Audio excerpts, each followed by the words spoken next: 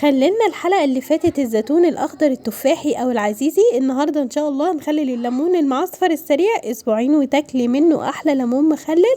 تعالوا نشوف عملنا إيه مع بعض. لايك بقى واشتراك علشان يشجعني، ويلا بينا نسمي الله ونبتدي. جبت الليمون بتاعي غسلته كويس جدا وبعد كده غليته، وبداية بقى ما يبدأ يغلي معاكي من 5 دقايق ل10 دقايق بس، مش أكتر من كده.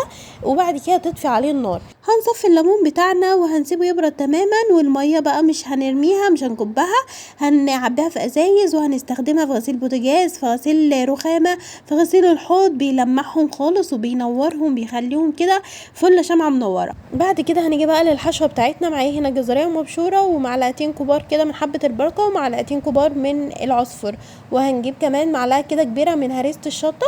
هنحط معلقة كبيرة كده من الملح على الحشوة الحلوة دي، وهنقلبهم في بعض، وهنضيف كمان هريسة الشطة. هنقلبهم مع بعض كويس جدا. وبعد كده بقى هنيجي للليمون بتاعنا، كان برد خلاص. هجيب المقص بتاعي وهبتدي ان انا افتحه بالشكل ده كده، بدل ما هفتحه بالسكينة.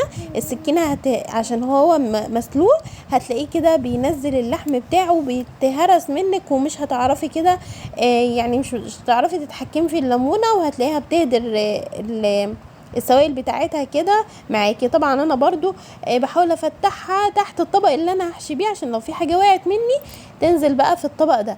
تمام، هفتحهم مربعه بس مش للاخر خالص، يعني هسيب كده مسافه كده تمسك الليمونيه كده، تبقى الليمونه يعني ماسكه نفسها بالشكل ده كده. وهبتدي ان انا احشي. عايزه تاكلي احلى ليمون معصفر وبقى في اسرع وقت، اعمليه بنفس الطريقه دي ومش هتندمي والله. لو انت برضو مش عايزه تفتحيه بالمقص ولا بالسكينه، يعني تسيبيه زي ما هو كده وتحطي له الحشوه من حوالين منه عادي برضو مفيش مشكله، بس انا بحب الطريقه دي اكتر، لانها كده بحس ان اللحم بتاعها كمان شارب من العصفر والحبه البركه والكلام ده، فبيديله طعم جميل جدا.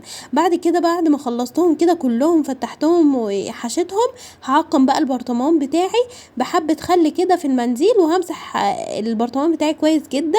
بعد كده بقى هبتدي ارص الليمون بتاعي وهو كده معدول، مش هخليه كده ينزل منه يعني الحشوه بتاعته. والطريقه دي من تخليل الليمون تقدري تفتحي عليه بعد كده 15 يوم، هتلاقيه طعمه جميل ومستوي وزي الفل.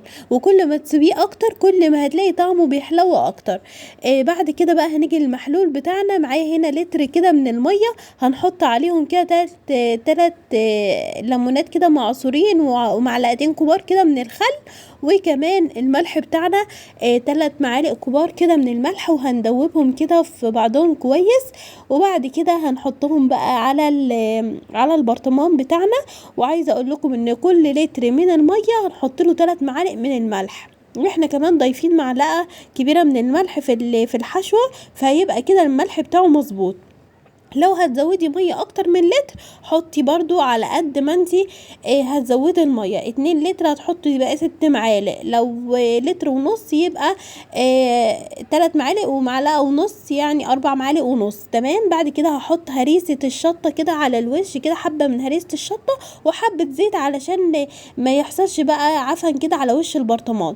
وبعد كده بقى هجيب كده كيس كده وهدنيه نصين، وهحطه بقى على وش البرطمان، وهسربته كده بالسيروتيب. هعمله يعني بالسيروتيب كده، وهقفل البرطمان علشان ما يحصلش تعفن كده على الوش بتاع البرطمان. وكمان انا سايبه برضو مسافه كده في وش البرطمان علشان ما يكبش مني، يعني لما يساب كده اسبوع ولا حاجه ما يكبش بقى على الرخامه او جوه الضلفه بتاعتك. تمام. انا هنا كده خلصنا بقى البرطمان بتاعنا، وتاكلوا منه بعد اسبوعين احلى ليمون. لو وصلتوا لهنا بقى ما تنسوش تدعموني بلايكات كتير واشتراك وفعلوا الجرس علشان يوصل لكم فيديوهات اكتر. شكرا جدا ليكم، سلام عليكم.